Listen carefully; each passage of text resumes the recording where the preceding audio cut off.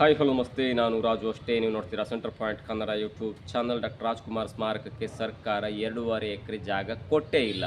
ಏನಿದು ಹೊಸ ಅಪ್ಡೇಟ್? ಇವೆಲ್ಲವನ್ನು ನೋಡೋಣದಕ್ಕಿಂತ ಮೊದಲು ಇಲ್ಲಿ ತನಕ ನಮ್ಮ ಚಾನಲ್ನ ಸಬ್ಸ್ಕ್ರೈಬ್ ಮಾಡಿಲ್ಲ ಅಂದರೆ ಈಗಲೇ ಸಬ್ಸ್ಕ್ರೈಬ್ ಮಾಡಿ, ಜೊತೆಗೆ ಕಾಮೆಂಟ್ಗಳ ಮುಖಾಂತರ ತಮ್ಮ ಅಭಿಪ್ರಾಯವನ್ನು ತಿಳಿಸಬಹುದು. ವೀಕ್ಷಕರೇ, ಏಪ್ರಿಲ್ 22 ಅಂದರೆ ಡಾಕ್ಟರ್ ರಾಜ್ಕುಮಾರ್ ಅವರ ಹುಟ್ಟು ಹಬ್ಬದ ದಿನದಂದು ನಟ ಚೇತನ್ ಅವರು ಮಾಡಿದಂಥ ಟ್ವೀಟ್ ಇದೆಯಲ್ಲ, ಅಂದರೆ ಡಾಕ್ಟರ್ ರಾಜ್ಕುಮಾರ್ ಅವರಿಗೆ ಯಾಕೆ 2.5 ಎಕರೆ ಜಾಗವನ್ನು ಸಮಾಧಿ ಕಟ್ಟುವಂಥ ಒಂದು ಕ್ರಿಯೆಗೆ ಕೊಟ್ಟರು ಎನ್ನುವಂಥ ವಿವಾದಾತ್ಮಕವಾದಂಥ ಪೋಸ್ಟ್ ಮಾಡಿದ ನಂತರ ಇಡೀ ಕರ್ನಾಟಕ ಚೇತನ್ ಅವರ ವಿರುದ್ಧ ಮುಗಿಬಿತ್ತು ಮತ್ತು ಕೊನೆಯದಾಗಿ ಕ್ಷಮೆ ಕೇಳುವಂಥ ಹಂತಕ್ಕೆ ಹೋದರೂ ಕೂಡ ಕ್ಷಮೆ ಕೇಳಿದಂಥ ಸ್ವಲ್ಪ ಗಂಟೆಯ ನಂತರ ಮತ್ತೆ ಇಲ್ಲ, ನಾನು ಹಾಗೆ ಹೇಳೋದು ಸರಿ ಇದೆ ಅನ್ನುವಂಥ ಉದ್ದಟತನದ ಮಾತನ್ನು ಹೇಳಿ ಮತ್ತೆ ಕೆಂಗಣ್ಣಿಗೆ ಗುರಿಯಾದರು. ಇದು ಒಂದು ಕಡೆ ಆದರೆ, ಮತ್ತೊಂದು ಕಡೆ ಡಾಕ್ಟರ್ ರಾಜ್ಕುಮಾರ್ ಅವರ ಸ್ಮಾರಕಕ್ಕೆ ಸರ್ಕಾರ 2.5 ಎಕರೆ ಜಾಗ ಕೊಟ್ಟೇ ಇಲ್ಲ. ಇಂದಿಗೂ ಕೂಡ ಕಂಠೀರವ ಸ್ಟುಡಿಯೋದಲ್ಲಿರುವಂಥ ಆ 2.5 ಎಕರೆ ಜಾಗ ಸರ್ಕಾರದ ಹೆಸರಿನಲ್ಲಿದೆ. ಅಲ್ಲಿ ನಡೆಯುವಂಥ ಪ್ರತಿಯೊಂದು ಕ್ರಿಯೆ, ಪ್ರತಿಯೊಂದು ಕಾರ್ಯಕ್ರಮ ಎಲ್ಲವೂ ಕೂಡ ಸರ್ಕಾರದ ಸಿಬ್ಬಂದಿಗಳು ಮಾಡ್ತಾರೆ. ಇದು ನಿಜವಾದ ಸತ್ಯ. ಡಾಕ್ಟರ್ ರಾಜ್ಕುಮಾರ್ ಅವರ ಸ್ಮಾರಕಕ್ಕೆ ಸರ್ಕಾರ 2.5 ಎಕರೆ ಜಾಗ ಕೊಟ್ಟೇ ಇಲ್ಲ. ಆ ಜಾಗ ಸರ್ಕಾರದ ಹೆಸರಿನಲ್ಲಿದೆ. ಅಲ್ಲಿ ನಡೆಯುವಂಥ ಪ್ರತಿಯೊಂದು ಕಾರ್ಯಕ್ರಮ, ಪ್ರತಿಯೊಂದು ಗಳಿಗೆ ಎಲ್ಲದಕ್ಕೂ ಕೂಡ ಸರ್ಕಾರ ಹೊಣೆಯಾಗತ್ತೆ ಮತ್ತು ಸರ್ಕಾರದ ಸಿಬ್ಬಂದಿಗಳು ಆ ಜಾಗದಲ್ಲಿರುವಂಥ ಸರ್ಕಾರದ ಜಾಗದಲ್ಲಿರುವಂಥ ರಾಜ್ಕುಮಾರ್ ಸಮಾಧಿಯನ್ನು ನೋಡ್ಕೊಳ್ತಾ ಇದ್ದಾರೆ. ಡಾಕ್ಟರ್ ರಾಜ್ಕುಮಾರ್ ಅವರು ತೀರಿಕೊಂಡ ನಂತರ, ಅವರ ಕಾಲ ನಂತರ ಡಾಕ್ಟರ್ ರಾಜ್ಕುಮಾರ್ ಅವರ ಕುಟುಂಬಕ್ಕೆ ಸರ್ಕಾರ 2.5 ಎಕರೆ ಜಾಗವನ್ನು ಬರ್ಕೊಟ್ಟಿಲ್ಲ. ಡಾಕ್ಟರ್ ರಾಜ್ ಕುಟುಂಬ ಅಲ್ಲಿ ಬಂದು ತೋಟ ಮಾಡೋದಾಗಲಿ, ಅಡಿಕೆ ನೆಡೋದಾಗಲಿ, ತೆಂಗಿನ ಸಸಿ ನೆಡೋದಾಗಲಿ, ಬೇರೆ ಬೇರೆ ಕಾರ್ಯಕ್ಕೆ ರಾಜ್ಕುಮಾರ್ ಕುಟುಂಬ ಅದನ್ನು ಉಪಯೋಗ ಮಾಡ್ಕೊಳ್ತಾ ಇಲ್ಲ. ಡಾಕ್ಟರ್ ರಾಜ್ಕುಮಾರ್ ಅವರ ಹುಟ್ಟುಹಬ್ಬದ ದಿನ ಒಂದಿನ ಬರುತ್ತೆ. ಡಾಕ್ಟರ್ ರಾಜ್ಕುಮಾರ್ ಅವರ ತೀರಿ ಹೋದ ದಿನ ಅಂದರೆ ಒಂದಿನ ಏಪ್ರಿಲ್ 22ಕ್ಕೆ ಬರ್ತಾರೆ. ರಾಜ್ ಕುಟುಂಬದ ರಾಜ್ ಸಮಾಧಿಗೆ ಅಥವಾ ರಾಜ್ ಸ್ಮಾರಕಕ್ಕೆ ಪೂಜೆ ಮಾಡ್ತಾರೆ, ಹೋಗ್ತಾರೆ. ಜೊತೆಗೆ ಡಾಕ್ಟರ್ ರಾಜ್ಕುಮಾರ್ ತೀರಿ ಹೋದ ದಿನ ಇದೆಯಲ್ಲ, ಏಪ್ರಿಲ್ 12ಕ್ಕೆ ಬರ್ತಾರೆ, ಪೂಜೆ ಮಾಡ್ತಾರೆ, ಹೋಗ್ತಾರೆ. ಬಿಟ್ಟು ಡಾಕ್ಟರ್ ರಾಜ್ಕುಮಾರ್ ಫ್ಯಾಮಿಲಿ ಇಂದಿಗೂ ಕೂಡ ಆದರೆ ಅವರವರ ಮನಸ್ಸಿಗೆ ಬಂದು ಕೈ ಮುಕ್ಕೊಂಡು ಹೋಗ್ತಾರೆ. ಬಿಟ್ಟು ಪ್ರತಿದಿನ ಬಂದು ಪೂಜೆ ಮಾಡೋದಾಗಲಿ, ಇಲ್ಲ ಇದು ನಮ್ಮ ಜಾಗ, ಇಲ್ಲಿ ಯಾರೂ ಬರಬಾರ್ದು, ನಮ್ಮ ಒಂದು ಸ್ವಂತ ಜಾಗ, ಅದು ನಮ್ಮ ಪ್ರವೇಶ ಜಾಗ ಇರುವಂಥ ಕಾರಣಕ್ಕಾಗಿ ಅವರು ಬರಲ್ಲ. ಬಂದರೂ ಏನೂ ಮಾಡಲ್ಲ, ಮನಸ್ಸಿನ ನೋವಾದಾಗ ಬರ್ತಾರೆ. ಯಾವುದಾದ್ರೂ ಶುಭ ಸಮಾರಂಭ ಬರ್ತಾರೆ, ಬಂದಾಗ ಅಲ್ಲಿ ಕೈ ಮುಗಿತಾರೆ, ಒಂದು ರೌಂಡ್ ಸಮಾಧಿ, ಒಂದು ರೌಂಡ್ ಹೊಡಿತಾರೆ, ಹೋಗ್ತಾರೆ. ಅಷ್ಟಕ್ಕೆ ಸೀಮಿತವಾಗಿದೆ ರಾಜ್ ಕುಟುಂಬ ಮತ್ತು ರಾಜ್ ಸ್ಮಾರಕದ ಒಂದು ಸಂಬಂಧ. ಹೀಗಾಗಿ ಡಾಕ್ಟರ್ ರಾಜ್ಕುಮಾರ್ ಸಮಾಧಿಗೆ ಅಥವಾ ರಾಜ್ಕುಮಾರ್ ಸ್ಮಾರಕಕ್ಕೆ ಸರ್ಕಾರ 2.5 ಎಕರೆ ಜಾಗ ಕೊಟ್ಟೇ ಇಲ್ಲ. ಇಂದಿಗೂ ಕೂಡ ಆ ಜಾಗ 2.5 ಎಕರೆ ಜಾಗ ಸರ್ಕಾರದ ಹೆಸರಿನಲ್ಲಿದೆ. ರಾಜ್ಕುಮಾರ್ ಕುಟುಂಬ ಅಥವಾ ರಾಜ್ ಸ್ಮಾರಕ ಸರ್ಕಾರದ ಜಾಗದಲ್ಲಿ ಡಾಕ್ಟರ್ ರಾಜ್ಕುಮಾರ್ ಅವರ ಸ್ಮಾರಕ ಇದೆ. ಹೀಗಾಗಿ ಒಂದು ಗೌರವಾನ್ವಿತವಾದಂಥ ಒಬ್ಬ ಮಹಾನ್ ವ್ಯಕ್ತಿಯ, ಒಬ್ಬ ಕನ್ನಡದ ಅಸ್ಮಿತೆಯ ಒಬ್ಬ ನಟನ ಸ್ಮಾರಕಕ್ಕೆ ಸರ್ಕಾರ ಜಾಗ ಕೊಟ್ಟು ಸರ್ಕಾರಕ್ಕೆ ಗೌರವ ಬಂದಿದೆ. ಇದು ಬೇರೆ ಯಾರು ಹೇಳ್ತಿಲ್ಲ. ಡಾಕ್ಟರ್ ರಾಜ್ಕುಮಾರ್ ಅವರ ಸಿನಿಮಾವನ್ನು ನಿರ್ದೇಶನ ಮಾಡಿದಂಥ, ಡಾಕ್ಟರ್ ರಾಜ್ಕುಮಾರ್ ಅವರ ಕೊನೆಯ ಸಿನಿಮಾವನ್ನು ನಿರ್ದೇಶನ ಮಾಡಿದಂಥ, ಅಂದರೆ ಶಬ್ದವೇದಿ ಸಿನಿಮಾವನ್ನು ನಿರ್ದೇಶನ ಮಾಡಿದಂಥ ಎಸ್ ನಾರಾಯಣ್ ಅವರು ಸ್ವತಃ ಅಚ್ಚರಿಯ ಹೇಳಿಕೆಯನ್ನು ಕೊಟ್ಟಿದ್ದಾರೆ ಮತ್ತು ಅದು ಕೂಡ ಎಲ್ಲರೂ ಕೂಡ ನಂಬಲೇಬೇಕಾದಂಥ ವಿಷಯ. ಡಾಕ್ಟರ್ ರಾಜ್ಕುಮಾರ್ ಅವರ ಸಮಾಧಿಗೆ ಅಥವಾ ಸ್ಮಾರಕಕ್ಕೆ ಸರ್ಕಾರ 2.5 ಎಕರೆ ಜಾಗ ಕೊಟ್ಟೇ ಇಲ್ಲ. ಸರ್ಕಾರದ ಜಾಗದಲ್ಲಿ ಡಾಕ್ಟರ್ ರಾಜ್ಕುಮಾರ್ ಅವರ ಸ್ಮಾರಕ ಇದೆ. ಹೀಗಾಗಿ ಒಬ್ಬ ಮಹಾನ್ ವ್ಯಕ್ತಿಯ ಸ್ಮಾರಕಕ್ಕೆ ಜಾಗ ಕೊಟ್ಟಂಥ ಗೌರವ ಸರ್ಕಾರಕ್ಕಿದೆ. ಅಂಥ ಒಂದು ಗೌರವದ ಕೆಲಸ ಮಾಡಿಲ್ಲ ಅಂದರೆ ಸರ್ಕಾರಕ್ಕೂ ಕೂಡ ಗೌರವ ಇರಲ್ಲ. ಡಾಕ್ಟರ್ ರಾಜ್ಕುಮಾರ್ ಸಮಾಧಿ ಎಲ್ಲೋ ಬೇರೆ ಕಡೆ ದೂರದಲ್ಲಿದೆ, ಅದು ಆ ಜಾಗಕ್ಕೆ ಜನ ಹೋಗ್ಲಿಕ್ಕಾಗಲ್ಲ.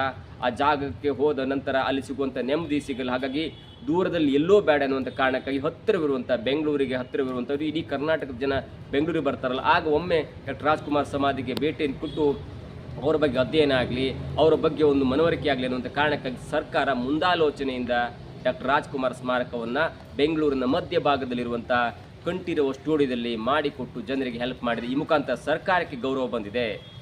ಇದು ಒಂದು ಅಧ್ಯಾಯ. ಎರಡನೇದಾಗಿ ಚಿಂತಕ ಯೋಗೀಶ್ ಮಾಸ್ಟರ್ ಅವರು ಮಾತನಾಡ್ತಾ ಹೇಳ್ತಾ ಇದ್ರು, ಎಸ್ ಅಫ್ಕೋರ್ಸ್ ಡಾಕ್ಟರ್ ರಾಜ್ಕುಮಾರ್ ಅವರಿಗೆ ಸ್ಮಾರಕಕ್ಕೆ 2.5 ಎಕರೆ ಜಾಗ ಕೊಟ್ಟಿದ್ದು ತಪ್ಪು. ಯಾಕಂದರೆ ಡಾಕ್ಟರ್ ರಾಜ್ಕುಮಾರ್ ಎನ್ನುವಂಥ ಕನ್ನಡದ ಅಸ್ಮಿತೆಯ ರಾಯಭಾರಿಗೆ 2.5 ಎಕರೆ ಜಾಗ ಎಲ್ಲೂ ಕೂಡ ಸರಿಸಮಾನ ಆಗಲ್ಲ. ಅವರಿಗೆ 10ರಿಂದ 15 ಎಕರೆ ಕೊಟ್ಟು ಅದೊಂದು ವಿಶ್ವವಿದ್ಯಾಲಯ ಮಾಡಬೇಕಿತ್ತು, ಅಲ್ಲಿ ರಂಗ ಚಟುವಟಿಕೆ ನಡೆಯಬೇಕಿತ್ತು, ಅಲ್ಲಿ ಅಧ್ಯಯನ ನಡೆಯಬೇಕು, ಅಲ್ಲಿ ಇತಿಹಾಸ, ಕಲೆ, ಸಂಸ್ಕೃತಿ ಎಲ್ಲರ ಅಧ್ಯಯನ ನಡೆದು ಡಾಕ್ಟರ್ ರಾಜ್ಕುಮಾರ್ ಎನ್ನುವಂಥ ಕನ್ನಡದ ರಾಯಭಾರಿಗೆ ಗೌರವ ಸಲ್ಲಬೇಕಿತ್ತು. ಹೀಗಾಗಿ ನಟ ಚೇತನ್ ಹೇಳಿದಂತೆ ಡಾಕ್ಟರ್ ರಾಜ್ಕುಮಾರ್ ಅವರ ಸ್ಮಾರಕಕ್ಕೆ 2.5 ಎಕರೆ ಕೊಟ್ಟಿದ್ದು ತಪ್ಪು ಎನ್ನುವಂಥ ಮಾತಿಗೆ ಬೆಂಬಲಿಸಿದ ಎಸ್ ಅಫ್ಕೋರ್ಸ್ ಡಾಕ್ಟರ್ ರಾಜ್ಕುಮಾರ್ ಅವರ ಸಮಾಧಿಗೆ 2.5 ಎಕರೆ ಜಾಗ ಕೊಟ್ಟಿದ್ದು ತಪ್ಪು. ಅದರ ಬದಲಾಗಿ 10ರಿಂದ 15 ಎಕರೆ ಕೊಟ್ಟು ಅದೊಂದು ಅಧ್ಯಯನ ಕೇಂದ್ರವನ್ನಾಗಿ ಮಾಡಬೇಕಿತ್ತು ಅನ್ನುವಂಥ ಒಂದು ಮಾತನ್ನು ಚಿಂತಕ ಯೋಗೇಶ್ ಮಾಸ್ಟರ್ ಅವರು ಹೇಳ್ತಾರೆ. ಹೀಗಾಗಿ ಮೂರನೇದಾಗಿ ಹೇಳ್ತಾ ಹೋದರೆ, ಹೀಗೆ ಟ್ವೀಟ್ ಮಾಡುವ ಮುಖಾಂತರ ಒಬ್ಬ ಮೇರು ಕಲಾವಿದ, ಒಬ್ಬ ಕನ್ನಡದ ಅಸ್ಮಿತೆಯ ರಾಯಭಾರಿ, ಒಬ್ಬ ಕನ್ನಡದ ಬ್ರ್ಯಾಂಡ್ ಅಂಬಾಸಿಡರ್ ಆಗಿರುವಂಥ ರಾಜ್ಕುಮಾರ್ ಅವರ ಬಗ್ಗೆ ಮತ್ತೆ ಮಾತನಾಡುವಂತೆ ಮಾಡಿದಂಥ ಚೇತನ್ ಅವರಿಗೆ ನಾವೆಲ್ಲ ಕೂಡ ಥ್ಯಾಂಕ್ಸ್ ಹೇಳಲೇಬೇಕಾಗುತ್ತೆ. ಯಾಕಂದರೆ ಈಗಿನ ಜನ್ರೇಷನ್ ಅವರಿಗೆ ಒಬ್ಬ ಮಹಾನ್ ಕಲಾವಿದನ ಬಗ್ಗೆ ಮತ್ತೆ ತಿಳಿಯುವಂತೆ, ಮತ್ತೆ ಸೋಷಿಯಲ್ ಮೀಡಿಯಾದಲ್ಲಿ ರಾರಾಜಿಸುವಂತೆ, ಈಗಿನ ಯಾವುದೋ ಒಂದು ರೀಲ್ಸ್ ಬರುತ್ತೆ, ಹಾಗೆ ಬರುತ್ತೆ, ಹೀಗೆ ಬರುತ್ತೆ, ಬಿಲಿಯನ್ಸ್ ಗಟ್ಟಲೆ ಯೂಸ್ ಬರುತ್ತಲ್ಲ, ಅದಕ್ಕೂ ಮೀರಿ ನಿಂತು ಒಬ್ಬ ಮಹಾನ್ ವ್ಯಕ್ತಿಯ ಬಗ್ಗೆ ಈಗಿನ ಪೀಳಿಗೆ ಕೂಡ ತಲೆ ಎತ್ತಿ ಏನಪ್ಪ ಇಂಥ ವಿಷಯ. ಡಾಕ್ಟರ್ ರಾಜ್ಕುಮಾರ್ ಅವರು ಹೀಗೆಲ್ಲ ಹೆಲ್ಪ್ ಮಾಡಿದ್ರ, ಡಾಕ್ಟರ್ ರಾಜ್ಕುಮಾರ್ ಅವರು ಗೋಕಾಕ್ ಚಳವಳಿಯಲ್ಲಿ ಭಾಗವಹಿಸಿದ್ರ, ಡಾಕ್ಟರ್ ರಾಜ್ಕುಮಾರ್ ಅವರು MGR ಮತ್ತು ಇಂದಿರಾ ಗಾಂಧಿ ಅವರು ಸೆಡ್ಡಿ ಹೊಡೆದು ಬೆಂಗಳೂರಿನ ಕೇಂದ್ರಾಡಳಿತ ಪ್ರದೇಶವನ್ನಾಗಿ ಮಾಡುವ ಹುನ್ನಾರದಿಂದ ಬೆಂಗಳೂರನ್ನ ತಪ್ಪಿಸಿದ್ರ, ಡಾಕ್ಟರ್ ರಾಜ್ಕುಮಾರ್ ಅವರು 53 ರಸಸಂಜೆಗಳನ್ನು ಮಾಡಿ 18 ಜಿಲ್ಲೆಗಳಲ್ಲಿ ಜಿಲ್ಲಾ ಕ್ರೀಡಾಂಗಣವನ್ನು ಮಾಡಿದ್ರ, ಡಾಕ್ಟರ್ ರಾಜ್ಕುಮಾರ್ ಅವರು ಒಂದೇ ಒಂದು ರೂಪಾಯಿನ ತೆಗೆದುಕೊಳ್ಳದೆ KMF ಉತ್ಪನ್ನಗಳಿಗೆ ಬ್ರ್ಯಾಂಡ್ ಅಂಬಾಸಿಡರ್ ಆಗ್ಬಿಟ್ರ, ಡಾಕ್ಟರ್ ರಾಜ್ಕುಮಾರ್ ಅವರು ಕನ್ನಡ ಭವನ ಕಟ್ಟಿದ್ರ, ಕನ್ನಡ ಭವನಕ್ಕೆ ಹೆಲ್ಪ್ ಮಾಡಿದ್ರ,